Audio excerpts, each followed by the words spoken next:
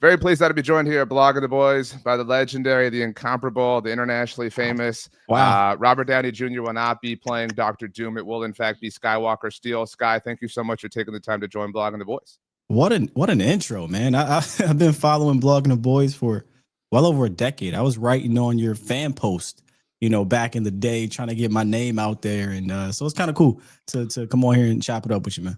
A lot of people start in the fan posts, and actually, I went to Cowboys training camp in 2007 in San Antonio, and I met Dave Halprin, who founded the site.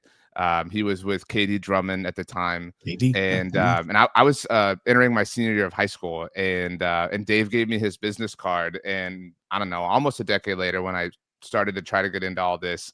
I had that card still, and I just emailed him. I'm not going to dox Dave and get his email out there, but he had the same one, thankfully.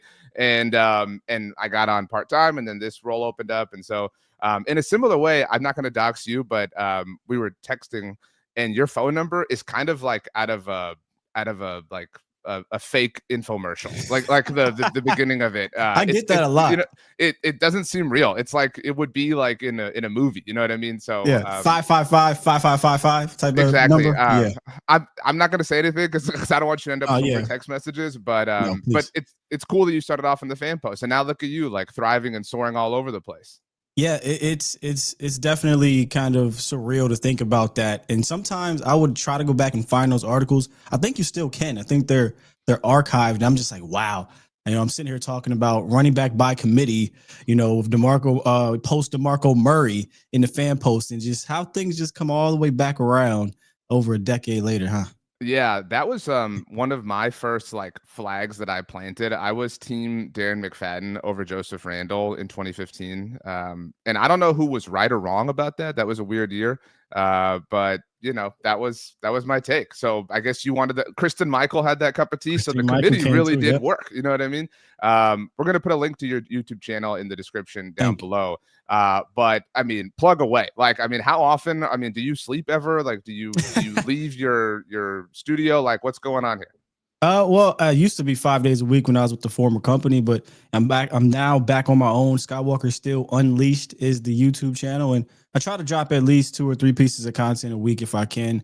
Go live at least once a week in a couple videos. So yeah, come on over, man. I think it's a good spot for Cowboy fans, true diehard Cowboy fans. I try to have fun and try to be fresh with the information, and I try to deliver it in a unique way and in a way that everybody can learn, even myself when I'm doing the research. So yeah, would appreciate you guys. Come on over.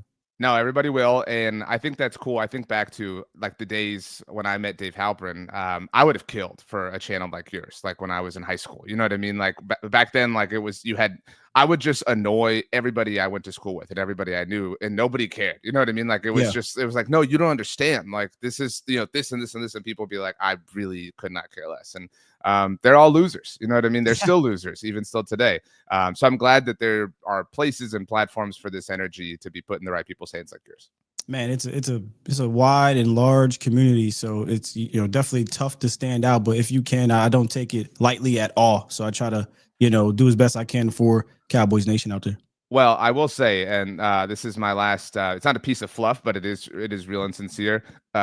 Of all the incredible YouTube Cowboys people out there, your editing ability, that's not even the right umbrella to cast it under. I know I've reached out to you in the past about this. Again, for everyone who doesn't watch Sky's videos, they're the most polished in the game. Nobody understands how to incorporate and innovate in ways that you do visually, not just even like from a graphical standpoint, but like the way you put your show together is top notch.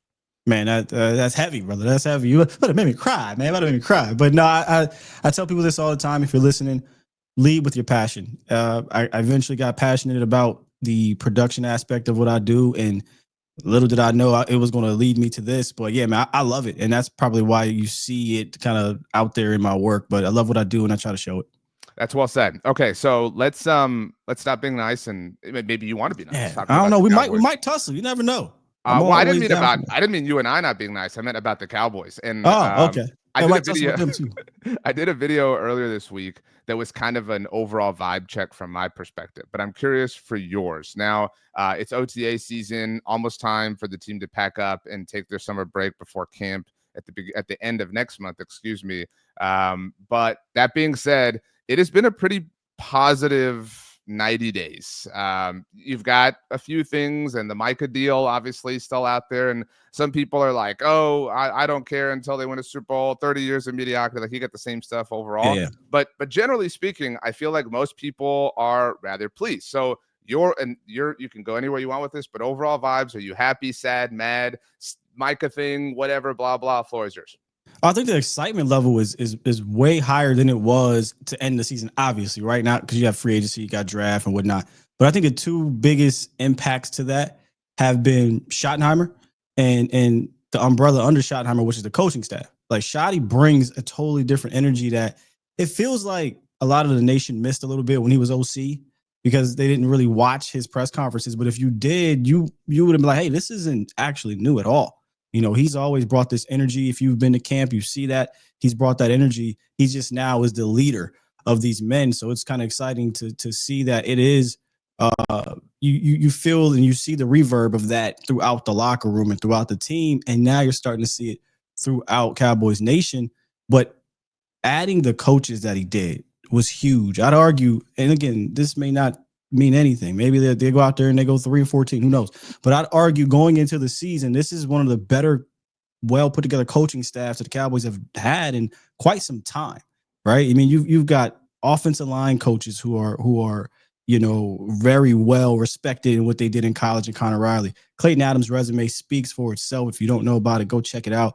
Matt Eberflus as a defensive coordinator. Yeah. When you go look at his resume, it's really good. Look at his time with the Cowboys. Not even his entire resume, just his time with the Cowboys. Yeah.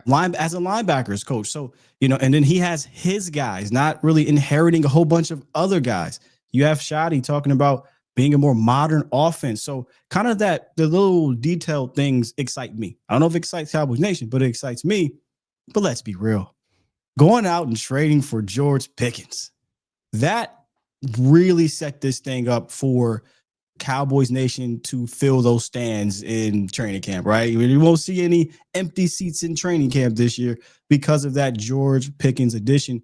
And not only, wasn't an exciting addition, a splash addition, it was a needed one. So I think, when it comes to the vibe check, it should be a positive vibe. Again, Cowboys Nation, because I don't want to get beat up from this, does not mean a damn thing come September, because the minute there's a bad play, a bad game, we going to come for them. However, going into training camp, I think everyone should be a little bit excited about the new wave. The locker room culture, I think, is changing a bit because they've given us reason to be. Yeah, I think something I say often is that multiple things can be true. And it's still true that they haven't won a Super Bowl in forever. It's still true that they are silly with extensions for superstar expensive positions, etc. None of that is Shotty's fault. None of that is Dak's fault or Pickens' fault, whatever. Cards on the table. And I keep saying this for our audience just because, hold me accountable. I was against the Pickens trade. When it first happened, I called it irresponsible. A little bit of that is just being spooked, right? Like being spooked from how they've handled things in the past, specifically with regards to contract extensions. You're trading for a dude who's in a contract year. Like, their track record there isn't great. I'm obviously excited about it. And everything since his arrival has been as great as it possibly can be. And that's awesome. I would offer on the Pickens thing, I want to come back to Shotty, but my take on this, and so people have heard it, but okay, fine. I was against it. Cool. We're here now. We crossed the line. Extend him. Why wait? And that's not like, people have flipped this into well, you want to extend him before Micah? No, nobody's saying that. And nobody's saying extend him before Tyler Smith or Deron Bland. But the first thing you should do is extend him, because the whole plan, purpose, goal is for him to succeed and thrive, right? Like, why would you bet against yourself? We have this conversation cyclically with Dak or CD or Micah, whatever. But my take is, okay, you want to trade for George Pickens? Fine, cool. I'll jump on board. Then extend him right now so we don't have to worry about this next March. I had the same thought process as soon as he got traded. I was like, hey, let's get in front of this thing, because if he does go out there and has an amazing year, now we're back into this whole contract negotiation, how the Cowboys handle it. Whereas if you get out in front of it, if you're savvy enough, you can put protections. And this was before I kind of dove into his background as a person, kind of touch base with people in Pittsburgh and get the vibe of what happened there. The more you dive into Pickens, the more you realize dude was just a super competitive guy, a knucklehead in the sense of okay, penalty, happened here. He Yeah. wasn't a locker room cancer. He isn't gun under the seat guy. He's Hasn't been not arrested, not in not trouble with the law. arrested. Right. Totally. No, he wants to be great, and he gets frustrated and got mad and upset when there wasn't greatness. And some of that you got to clean that up, George. Like, you can't go out there, get mad, and then not block anybody, Right. or try to bite somebody's face off and it costs you 15 yards. You know what I mean? So that's immaturity to me. And that just takes growth. And he talked about that. He's 24 years old. He's played with a terrible quarterback rotation over the last 3 years in an organization who's respected, but not an organization who has been, this amazing winning organization the last 10 years, right? I don't even know if they have a victory in the playoffs. Don't have a playoff win since 2016. That was their last. Okay, so about the last 9 years, right? So the frustration boiled, the immaturity showed. He just has to be more mature here, and you hope there's that growth there. So if you're worried about it, okay, add some clauses in there, the Randy Gregory type clauses if it's that serious. But there's ways to be savvy about extending him now so that he's happy, you're happy, and we get to the season. Only problem is it takes two to tango. And George Pickens is not his people and him. He's not an idiot. He knows I'm about to play opposite of 88 with Dak Prescott in an offense that'll probably complement me, likely to have a pretty good year. And he probably wants to hit the market with a better reputation than he has now.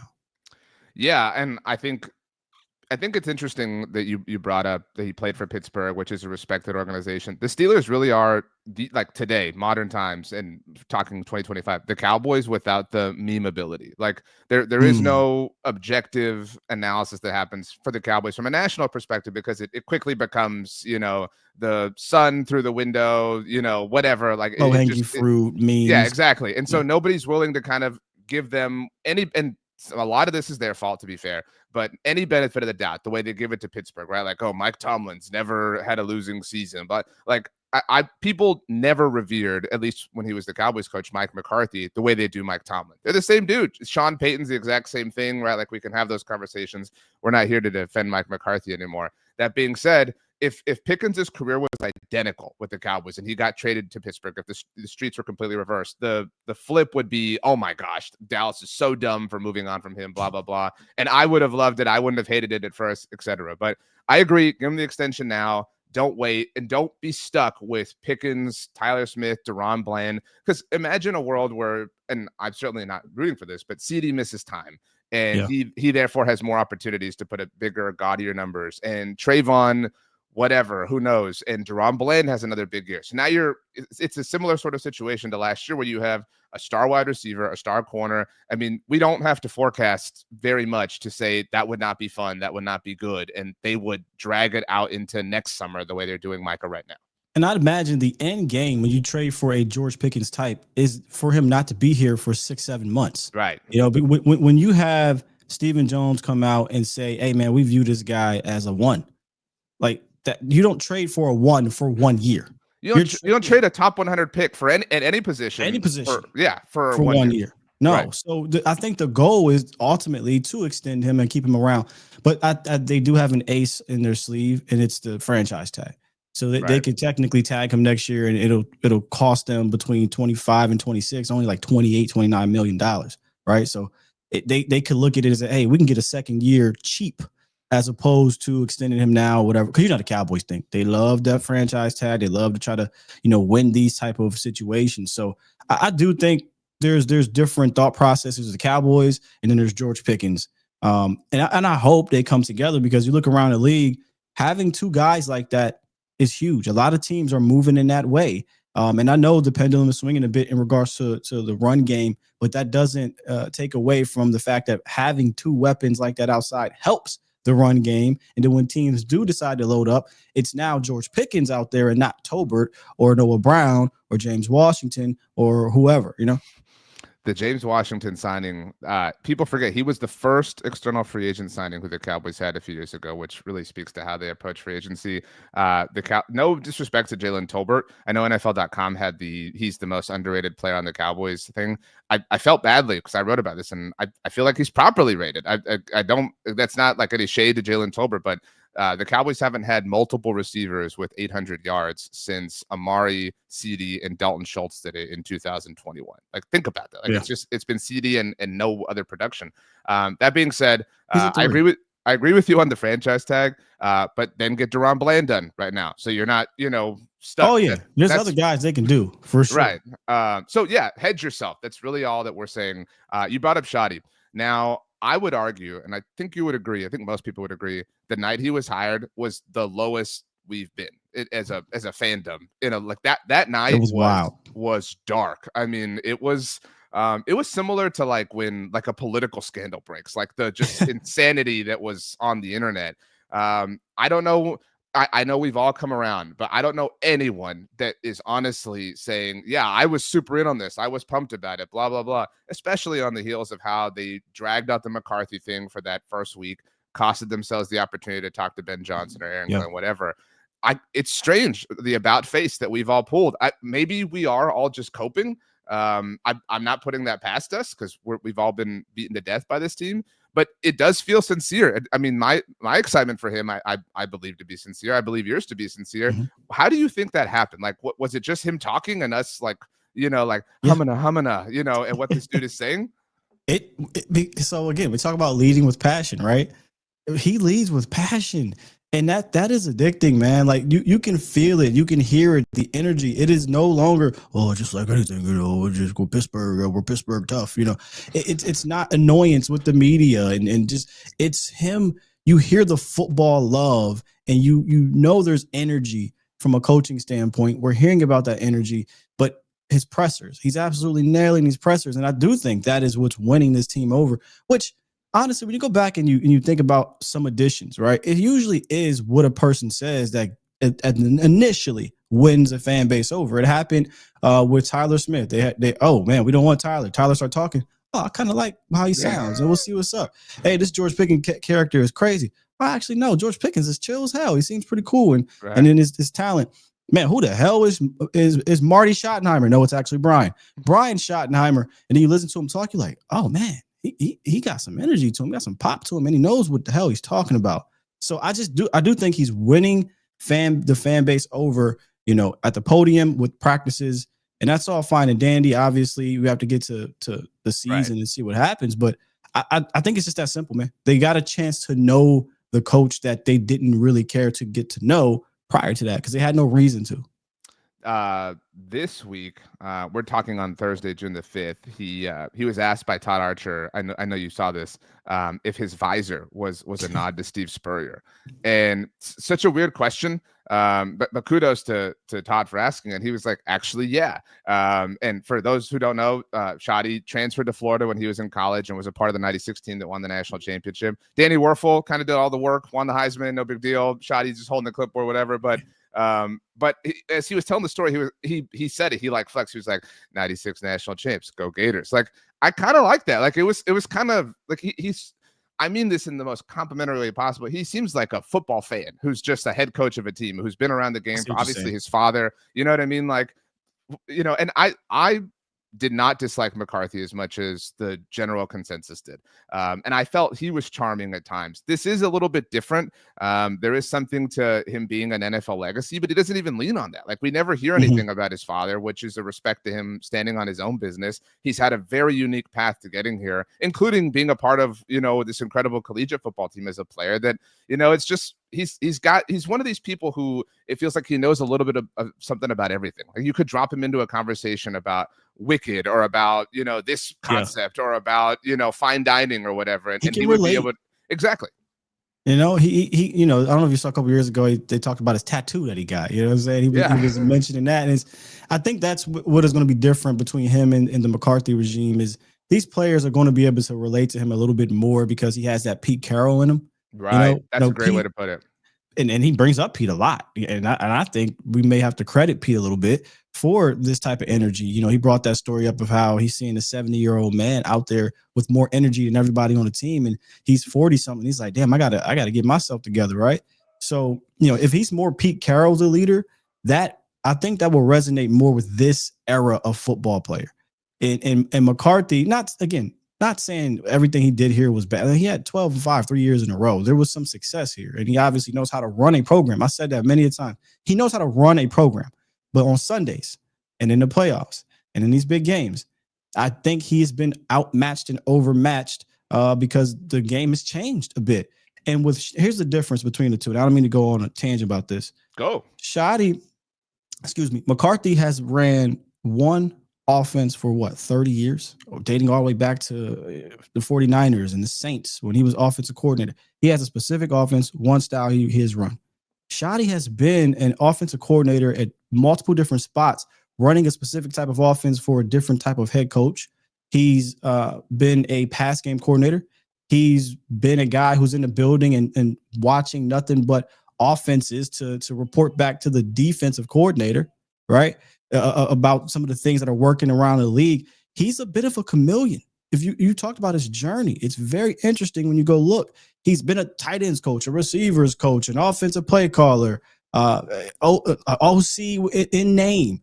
He has been everywhere. So I think you see that adaptability, that ability to morph. And when you hear him talk about how I believe in cut splits and motions and pre-snaps and distortions and this and that, but he also ties it into run game, marrying it. You hear all of that morphing together, where if you listen to McCarthy or you just watch McCarthy, he's running the same things he's always known to run. He talks about, well, this is how I've always done it. He says that a lot.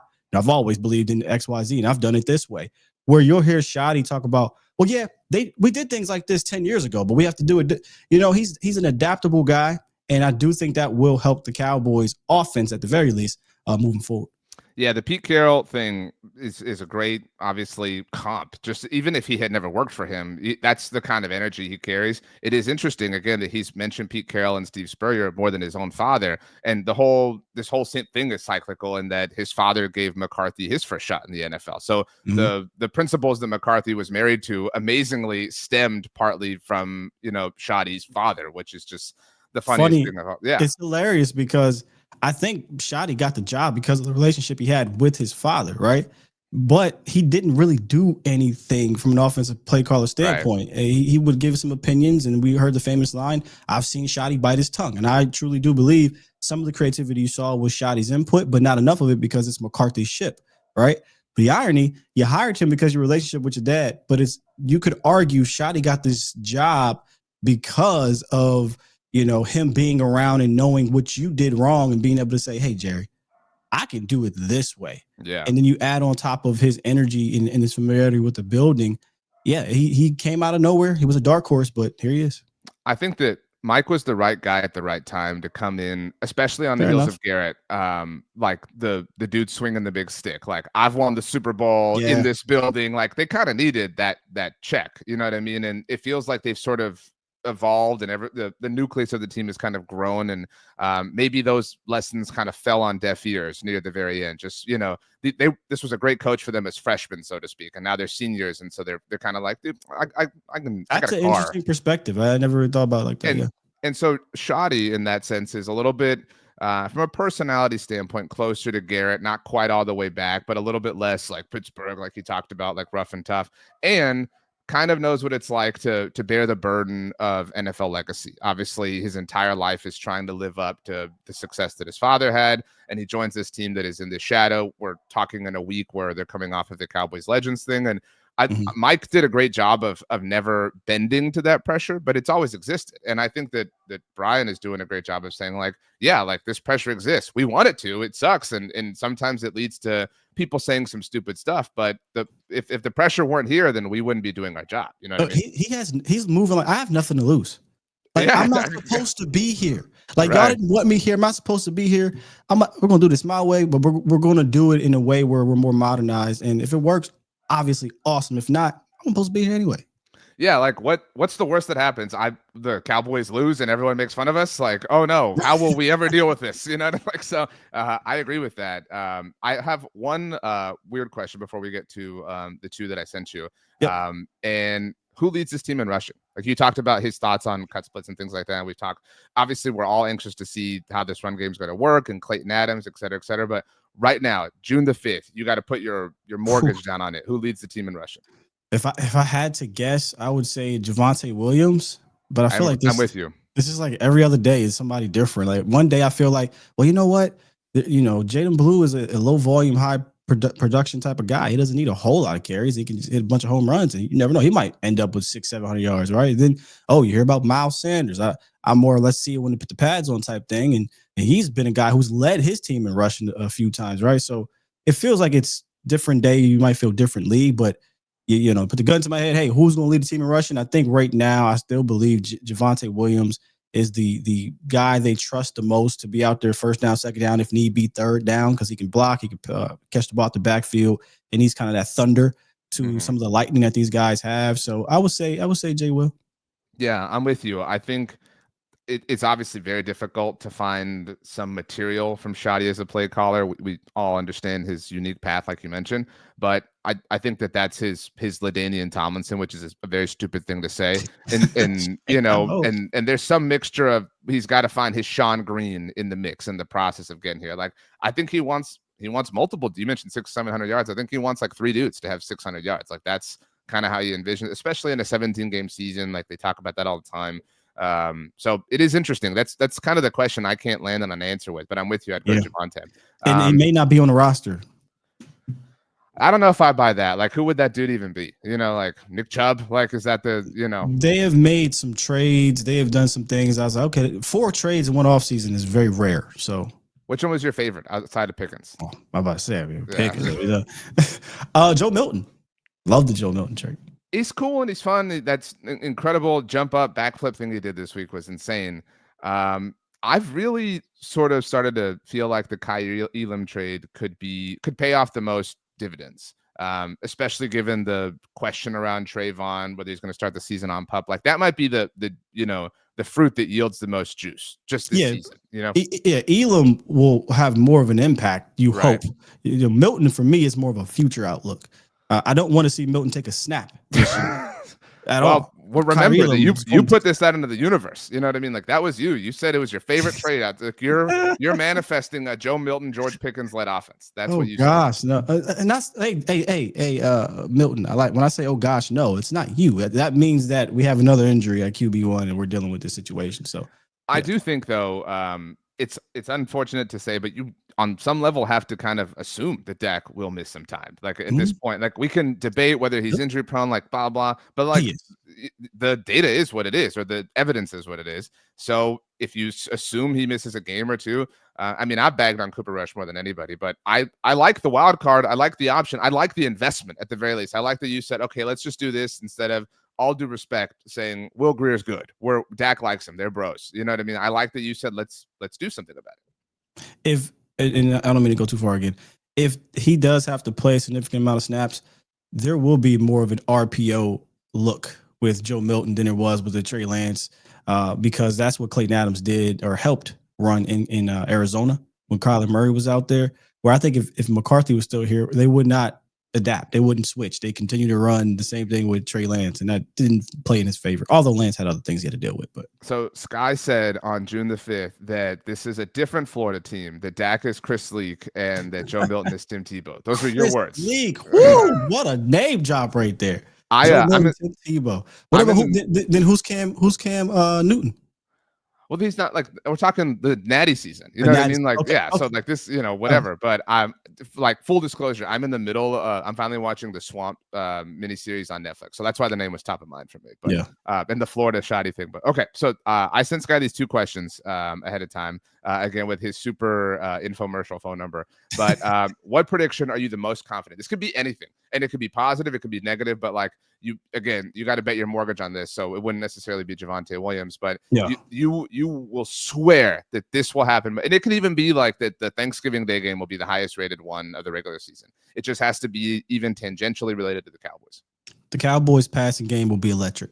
It will be a top 5 passing game. And you might say, well, we don't want to be, number 1 in yards because that means you're always down. No, well, however metric you want to put it, it'll be one of the best passing games in the league, barring injury, because the George Pickens edition changes everything. I mean, you could argue the addition of Pickens with his talent and where he's at in year 4 is a better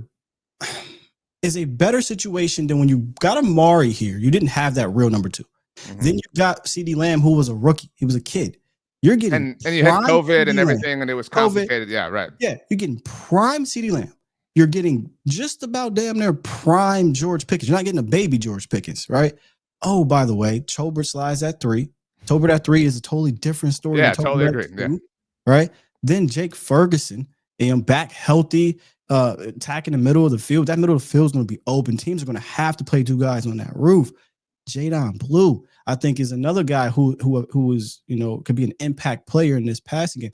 And then to top it all off, I think Shotty and Clayton Adams are going to do a fine job implementing the modern aspect of the game in the passing department. More of the picks, more of, the condensed splits, middle of the field in regards to crossing routes, over routes. We're already hearing about some of that pre-snap motion to trip the second and third level up.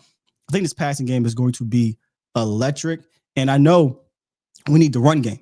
Like, the Cowboys are going to need the run game, and I think it'll improve. But this passing game, I do think, will be the best aspect of this offense. Top 5 unit. I think that's really well said, especially noting that when Amari arrived, he was like a Formula One car, and Dak just wasn't ready to drive it. You know what I mean? Like at that point, and became ready, but that's the other aspect. Dak, he's a different player. Yeah, like the timings of everyone involved, like who Amari was, who Dak was becoming, CD arriving, Gallup thriving, but then getting injured, all happening at the tail end of Zeke being a supremely productive element of the offense, and then the Garrett firing. Like, it just was this weird collection of variables.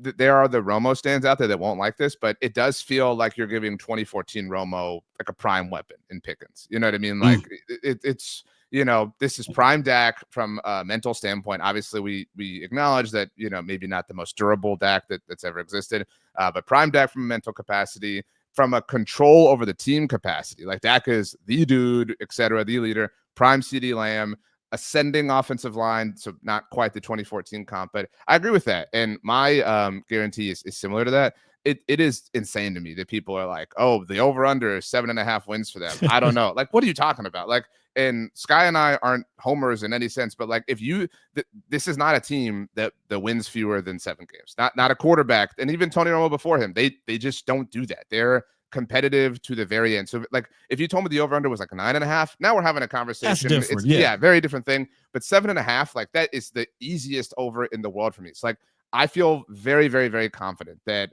I'm not going to say playoffs, but all 17 of their games will be meaningful. Will be, not mathematically eliminated. And that means they're going to win at least 8-9 games, like, without breaking a sweat, because that's what they do.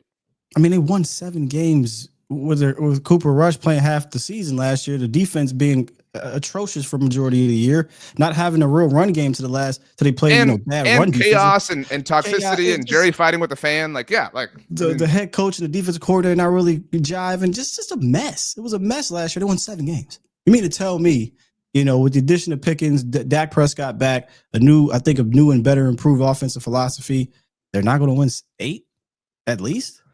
The Pickens thing to me also, my very first season that I lived and died with the team was 2006, and there was the acquisition of T.O. And I don't mean to compare Pickens to T.O. from a personality standpoint. Like, that's not where I'm going, but like, it feels like the Pickens thing. The reason I mean, look, I was going to get on board with it ultimately, but what's so fun about it is very Cowboys. Like, it had been a long time since, like, we're a meat eating fan base, and it had been a long time since we got like some prime rib. You know what I mean? And like, we've been doing chicken and seafood for a long time, like watching what we were eating, and all of a sudden it was like, here you go. Like, it's nice to taste that red meat once again. And it's that pause. And it's that position. It's that position that they will do something like that, right? Right. And that's what I was saying. I think during the draft, like, okay, if they don't come out of this thing with a receiver, don't be shocked if they make a move, because they historically have shown us.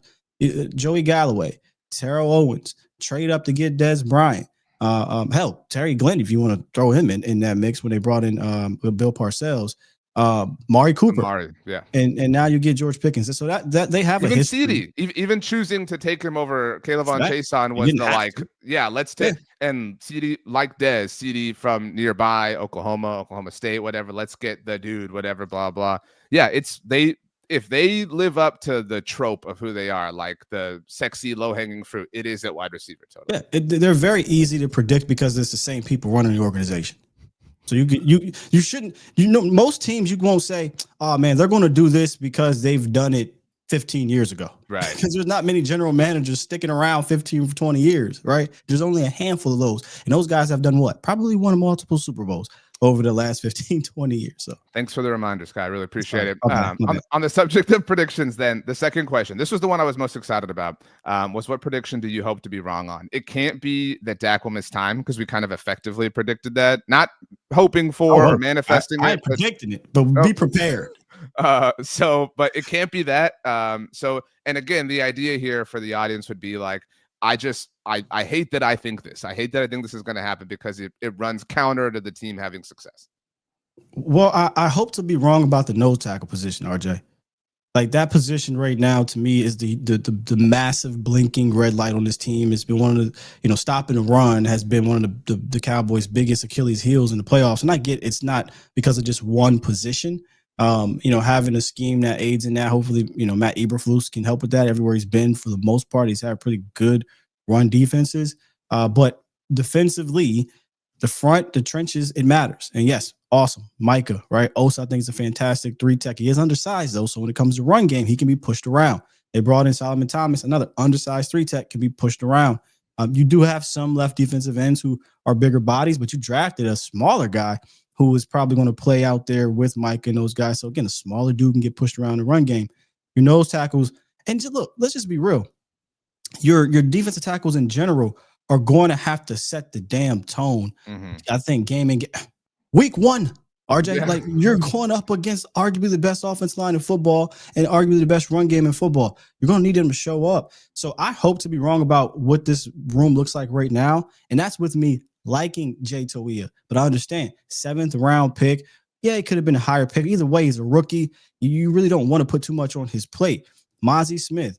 We've had a lot of conversations about Mozzie Smith. This is that everyone thinks it's a magical year 3. I get it takes time, but just because it's year 3 doesn't mean he's going to just break out and be some amazing superstar. We have to see it, because if you think he's going to be some superstar, an amazing player, or anything more than a serviceable starter, it's blind optimism. Right. We haven't seen consistency to show that, and I think that's my whole take on the Mozzie situation is that we need to see that consistency, and I hope RJ to be wrong in August. I don't want to get to week 10. I'm like, all right, now the defensive tackles are starting to play well. Meanwhile, the Cowboys are 28th in the run game, and we're hovering around 500 because teams are just running it on us. So this nose tackle position right now worries me at the top all the way through the bottom, in a sense. You don't have a real nose tackle that you believe in could be a game record, game changer, make everybody else around you better. That hasn't been Mozzie just yet. And then the depth is rookies. It's a rookie. We don't have the veteran in there that has proved it. So I hope to be wrong, but I hope to be wrong sooner rather than later. Yeah, I mean, it does feel like a song we've sang before. Like this isn't about Jay Tuia, but like Quentin Bohanna was going to be, the answer, right? Like Ridgeway. Yeah, like exactly. Like Rodgers. we and John Ridgeway was maybe the closest potential answer, and they obviously got rid of of him early. Yeah, so that's the like cruel twist of that. So yeah, I think that's fair. History suggests that's fair. History suggests it's not a position or that they really care to value, which is insane given what happened. I mean, they're still trying to fix what happened at the tail end of the 23 season when they went to Buffalo and they went to Miami and just got run all over. Like that's part of their fatal flaw.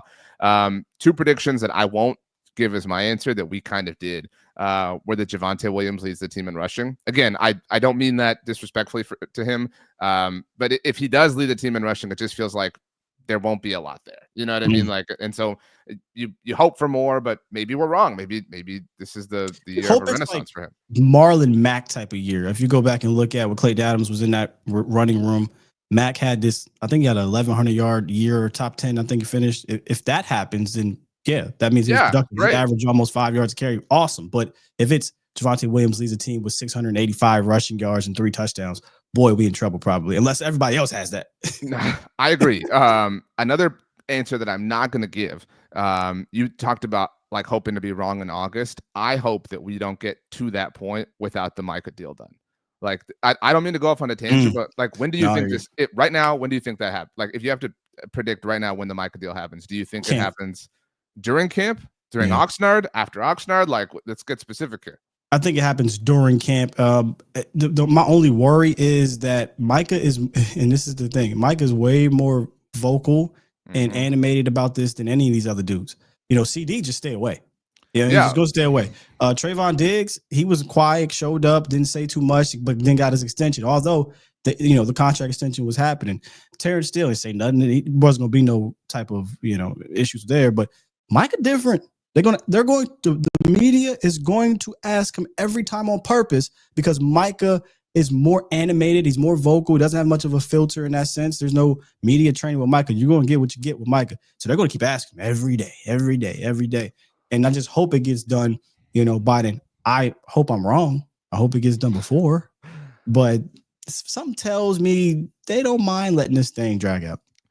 We are just like 2 days removed from him publicly saying that this was in the owner's hands to fully evidence how I hate to call him non-filtered because that there's like a negative connotation with that. Like Micah is entitled to say whatever he wants. Like it doesn't bother Micah me. ain't got no filter. I say it for you. Micah ain't got no filter. But I don't mean that in a negative way. Like typically when you say this player doesn't have a filter, it's a negative description. I don't think it's negative about Micah at all. Like it's who he is. He says what's on his mind. But I fully believe that they get on the plane to go to Oxnard without this done. I fully believe they get through the first week without this done. I'm on the fence about whether or not I think he's there. Like he already said he's going to be a mandatory minicamp, but whether or not he's at training camp is a different thing. I mean, especially if it is fully in the owner's hands at this point. Like to your point, Micah is, and this isn't to say that Dak or CD or Terrence Stowe or whoever aren't brave or don't have conviction, but Micah is fully willing to say, nah, like y'all got to do this, in a way that they weren't. And let me say this: I think it'll eat Micah up if he's not at camp. I agree with you. He wants to. This dude, a lot of people have a misconception about him. This guy eats, breathes, and loves football. He wants to be out there. He likes to talk about it. He likes to play it. He likes to practice it. He wants to be there. It'll be on, in my opinion, his agency telling him, look, this is the way we got to send a message, man. This is how we do it. Just look at the history of the league. Look at the history of the Cowboys. The Cowboys, right? Yeah. This is what you got to do, man. And it might become a tussle between him and his agency. Look, I want to be out there. Well, but if you're out there, then injury risk, they play with you and things like that. So, yeah, it's very possible he won't be, but something tells me Micah's just his passion is going to win out on this one. But for the first time in a while, I don't know. I knew with CD wasn't going to be there. I knew with Dak he was going to be there. With Micah, I don't know, man.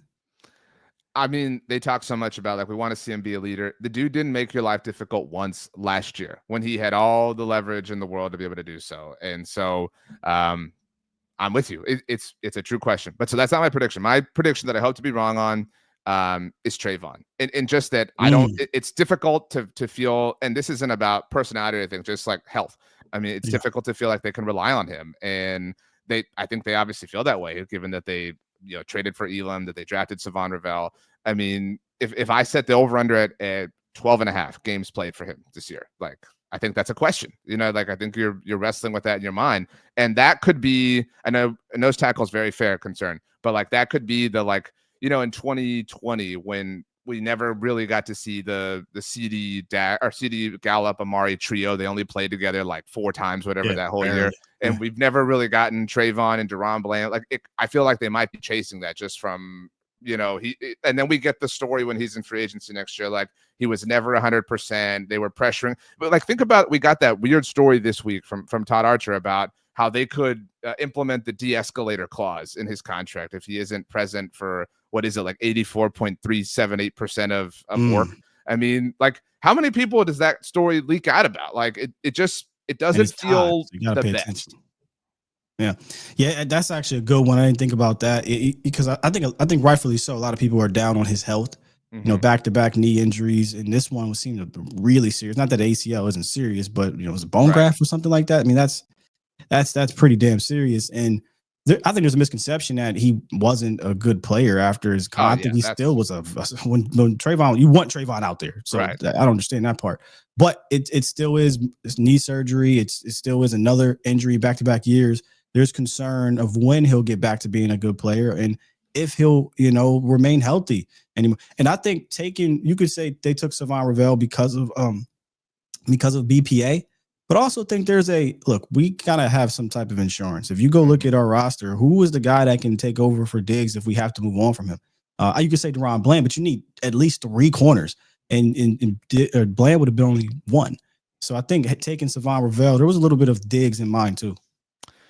I hope I'm wrong. I really do. I would Yeah. love to see him kind of refine stability just because you're like anyone who wants to trade him or move on or whatever. It's like, no, that's silly. And also, people use him as an example of like, well, this is why you don't get ahead early on deals. No, like, Nice. you people who want to move on from the reason they can move on if they want to Ex- is because they did it early. Like that's the whole reasoning behind it is it gives you more options. Yep. Exactly. You didn't get him. He didn't reset the market anyway. I think it was like top 5, but it wasn't number 1 in anything. I don't believe.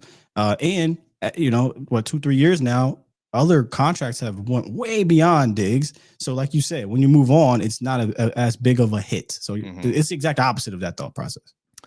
Sky, one last plug. Like I said, we'll put the link to your channel in the description below. You're amazing. This was awesome. Thank you, Can't wait brother. to do Yeah, it this is again. great. Maybe something you got coming out next week. Tell everybody your social security number as well, please.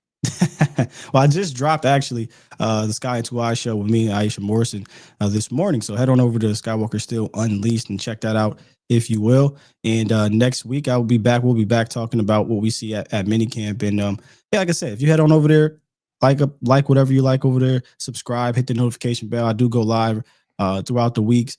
And, you know, I'm just excited for the season, man. I'm excited for camp, really, to really get this thing going. I love covering this team, love talking to the fans about this team, love talking to my peers about this team. So, yeah, come on over. It's fun. Yeah, last year was just not fun in any way. That wasn't fun. No. Yeah, like they probably won't win the Super Bowl, but like at the very least, we're gonna have a lot of fun. You know what I mean? Yep. Which just wasn't the case a year ago. Dude, you're the man. Appreciate you stopping by and eat something delicious for lunch, please. Hey, my guy. Appreciate you. Shouts out to Cowboys Nation.